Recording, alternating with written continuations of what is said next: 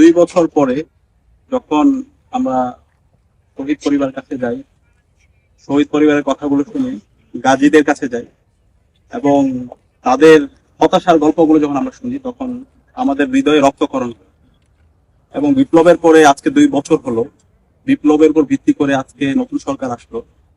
আমরা আশা করেছিলাম তারা জুলাই বিপ্লবকে ধারণ করবে, শহীদদের আকাঙ্ক্ষাকে ধারণ করবে, কিন্তু আজকে আমরা দেখতে পাচ্ছি তারা সম্পূর্ণ তাদের বিচারিতমূলক অবস্থান গ্রহণ করেছে।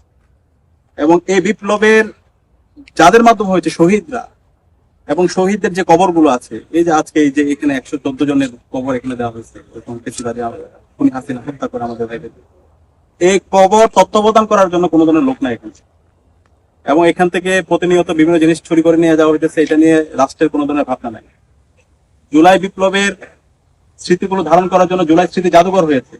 আজকে 2 বছর হলো সেই স্মৃতি জাদুঘরের তারা ওপেন করতে পারে না।